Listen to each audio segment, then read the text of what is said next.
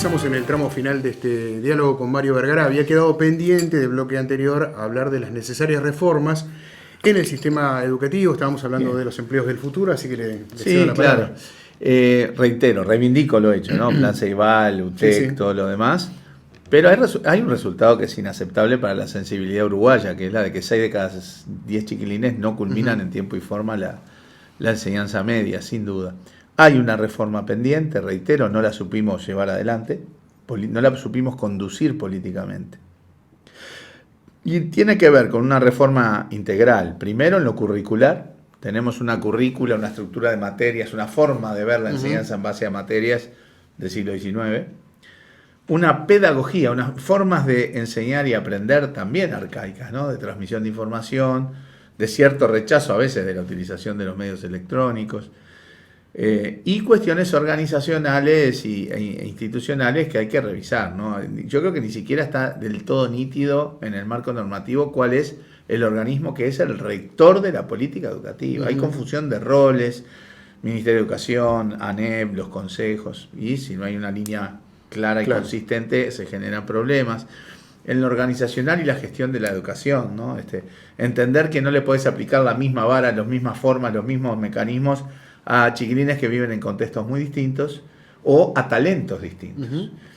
Y a veces en la gestión propia hasta de la hotelería, de la educación, a veces los directores del liceo están más preocupados porque las bombitas no estén quemadas, los caños no estén tapados antes de lo educativo. Me pasa con muchas directoras de escuela también, ¿no? Sí, Una materia muy administrativa. Dije liceos, escuelas, docentes, claro. Docentes. El asunto es entonces, sobre todo en lo pedagógico, ¿no? En lo pedagógico ya no se puede enseñar transmitiendo contenidos materia a materia y cada uno que lo ordene como pueda, ¿no? Porque ya no se... Hoy la información está toda en el bolsillo de los chiquilines, en las tablets, en el celular.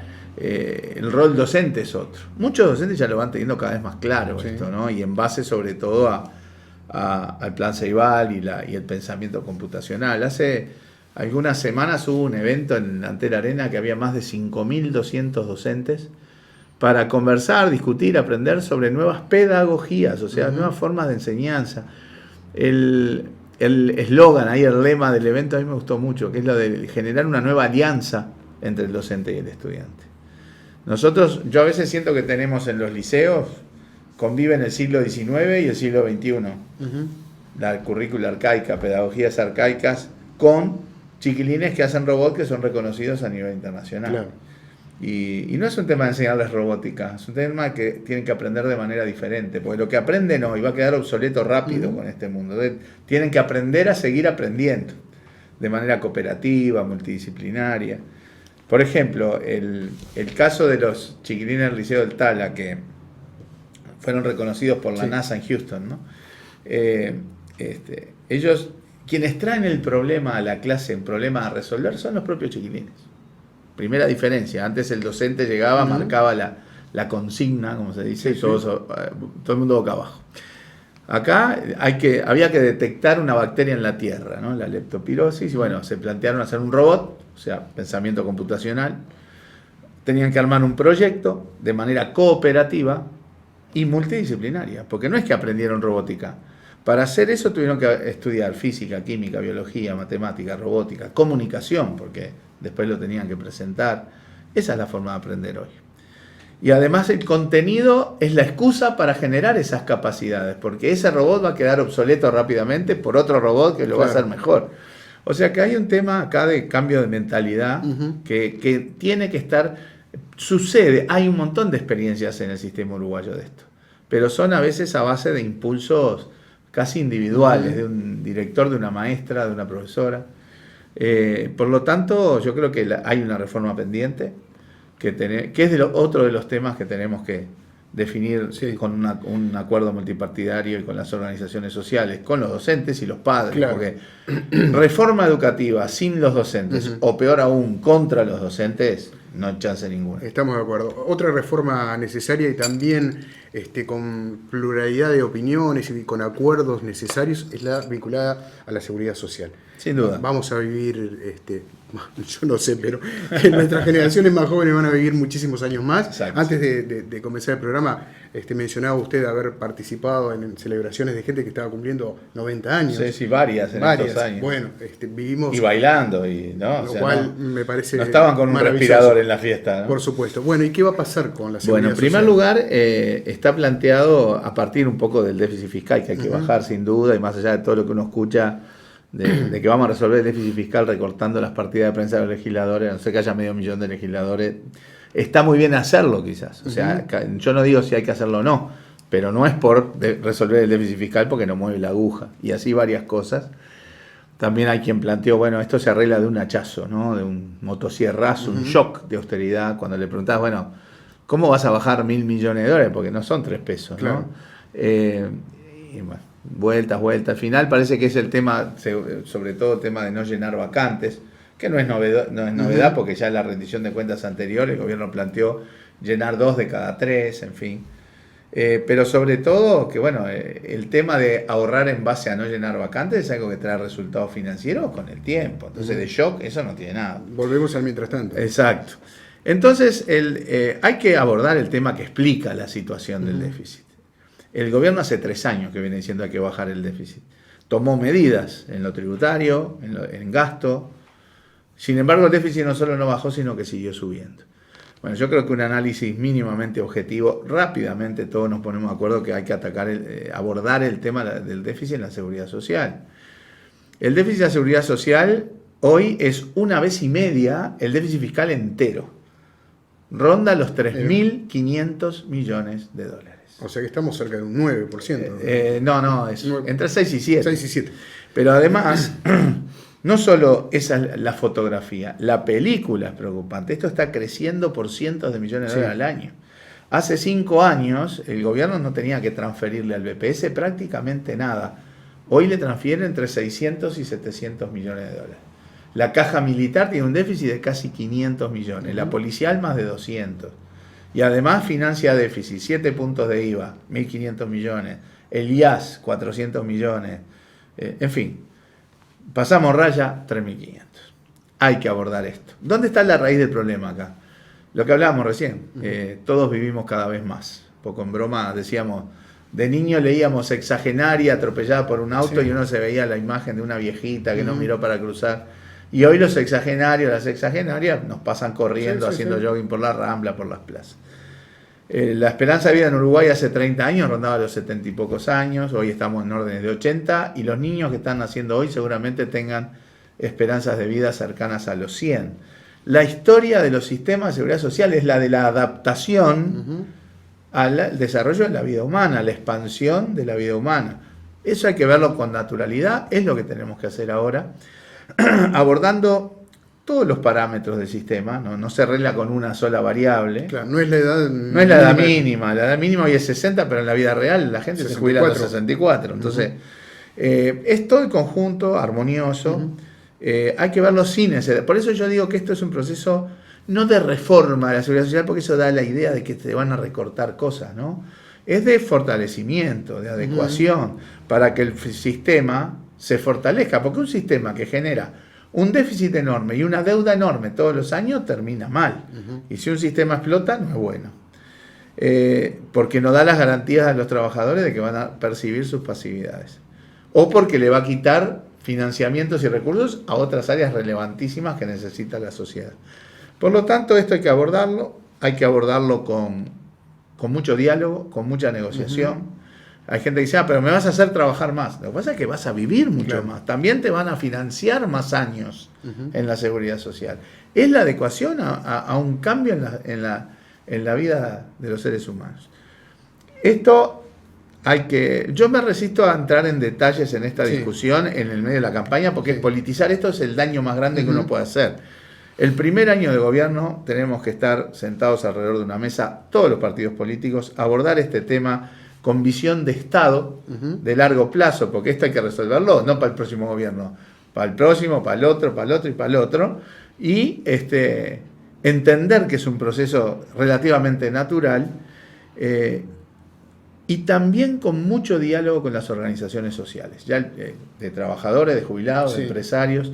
El PIT-CNT y la Organización de Jubilados y Pensionistas ya están planteando, conscientes de esta situación, que hay que trabajar sobre esto, que reactivar el diálogo de seguridad social, ¿no? Hay que dialogar mucho con esto porque no es cuestión de plantear en clave de ay, no me toques esto, no me toques lo. Si no tocamos nada, esto va a ser mucho peor. Hablemos de economía. Se habla de un enlentecimiento en el crecimiento del país. Se menciona por allí un posible ingreso en recesión. ¿Cuál es la mirada de Mario Vergara con respecto a este tema y cómo salir del mismo, ¿no? Bien, los datos de estos últimos que salieron en estos días muestran un estancamiento en la economía, ¿verdad? No estamos creciendo, tampoco estamos cayendo, ¿no? Ni nada por el estilo, estamos ahí, en entornos de cero. Considerando, en primer lugar, que hace ya un buen rato el mundo se ha enfriado mal en temas comerciales, Estados Unidos, China, Europa, es puro conflicto comercial en cosas muy imprevisibles. Hace unas semanas China y Estados Unidos aparentemente estaban cerca de llegar a algún tipo de acuerdo. Un tuit de Trump estropeó toda la negociación. El crecimiento, el comercio internacional se enfrió y el crecimiento de la economía global hoy está previsto que sea la tercera parte de lo que era antes. O sea, una economía global muy fría y una región desastrosa. Argentina y Brasil con problemas macroeconómicos serios. Argentina no tiene una sola variable en su lugar, no tiene pista para ver por dónde sale. El Fondo Monetario puso 55.000 millones de dólares sobre la mesa, que es el paquete de ayuda más grande de la historia del organismo. Es equivalente a un PBI entero del Uruguay. Y no solamente las cosas no mejoraron, sino que empeoraron. Y reitero, lo peor es que no se ven políticas creíbles de salida de la situación, mucho menos en el marco electoral. Brasil tiene un problema serio también de cuentas públicas, tiene un déficit mucho más alto que el nuestro, tiene que hacer un cambio en la seguridad social. Pero a diferencia de lo que estamos diciendo, que esto solo se puede hacer con diálogo y negociación, Bolsonaro no dialoga ni negocia, ¿sí? Ha desregulado fuertemente el mercado laboral. Bueno, en materia de normativas, el tema laboral, el tema armas, el tema social, ni hablemos, ¿no? No es la derecha, es más allá de la derecha. Pero en las formas de políticas, su ministro escribió una ley y la mandó al Parlamento. Bolsonaro tiene el 12% de los legisladores y no dialoga ni negocia, con lo cual ahí es la política la que complejiza la resolución de los problemas económicos. En ese marco de un mundo mucho más frío y de una región horrible, Uruguay la va llevando, ¿sí? Estuvimos creciendo hasta los trimestres anteriores, en los últimos trimestres hay un virtual estancamiento. También hubo cosas, este primer trimestre compara con el primer trimestre del año pasado y este primer trimestre está siempre muy condicionado por el turismo, ¿no? Y el turismo fue bajo, no dramático, pero fue bajo, más bajo que otros años, por los temas climáticos, las cianobacterias y cosas por el estilo, que esperemos que sean cosas de una sola vez. Se van a venir trimestres de crecimiento comparando con trimestres del año pasado que fueron bajos por el tema climático también, de la soja y todo lo demás. O sea que yo creo que vamos a andar ahí siempre en tasas bajas de todas maneras de crecimiento. Y difícil que despeguemos hacia tasas muy altas porque los flujos de comercio y los flujos de inversiones están fríos en el mundo. Claro. Y reitero, mucha inversión que viene al Uruguay o mucha inversión que hacen los uruguayos es pensando en el mundo o en la región. Bueno, sobre todo el que piensa en la región, hoy por hoy lo piensa dos veces, hasta esperará a que la región se reacomode un poco. Por lo tanto, sin dramatismos, hay que ver con preocupación sí la evolución económica. Tenemos de todas maneras procesos previos que hacen que el ingreso de los hogares se haya elevado sustancialmente, que los niveles de consumo interno siguen siendo razonables, que los niveles de exportación no son malos, porque también en el cierre del año pasado hubo una reducción en algunas cosas determinado por cuestiones climáticas, no económicas, ¿no? Hubo por casi un punto del producto menos de exportación de soja porque el clima estropeó la cosecha. O sea, estamos un poquito rodeados también. Claro. O sea, lo que voy es preocupación sí por este virtual estancamiento, dramatismo no. Hay que trabajar en generar más productividad, tecnología, hay que trabajar en aliviar algunos costos en algunos sectores, cosa que el gobierno ha ido haciendo dentro de sus posibilidades. Hasta que no se resuelva el tema fiscal, no es factible pensar en reducciones significativas del costo de los combustibles o de la energía. Pero sí el gobierno ha dado algunos subsidios y ha generado mecanismos para reducir el costo para pequeños productores o en algunos sectores. En fin, hay que seguir remándola en un mundo que no ayuda para nada, sin dramatismo, pero reconociendo que que estamos, que es la realidad. Que es la realidad. Bien, nos quedan un montón de temas y no vamos a tener tiempo para compartirlos con los televidentes. Sí quería preguntarle cómo se cierra esta campaña. Nos queda un minuto, pero por lo menos lo vamos a aprovechar. Exactamente. ¿Cómo cierra Mario Vergara? Este sábado 22, campaña Frente Amplio en Las Piedras. Ajá. No solamente gran convocatoria, es el último acto central del Frente con los 4 precandidatos.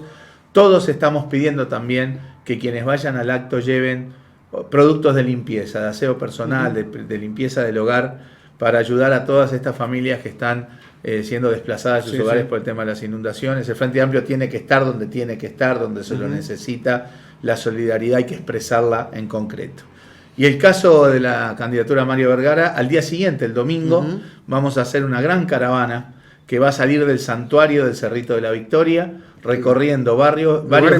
Para usted. ¿Cómo? Lugar emblemático para sin usted. Sin duda, ¿no? sin duda. Ahí tomé la comunión, por ejemplo.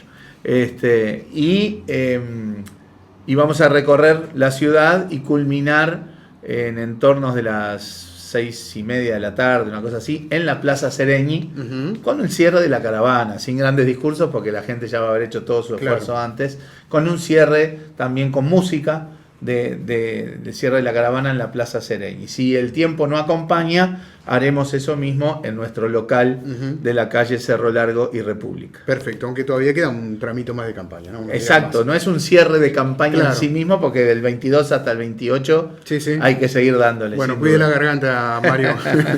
Le queda invitado, por supuesto, como siempre. Estaremos charlando después de estas internas del próximo 30. Cuando ustedes gusten. Ha sido un gran placer tenerlo esta noche. Igualmente. El encuentro, como siempre, será el próximo viernes, el encuentro central aquí en la pantalla de la televisión pública de Uruguay.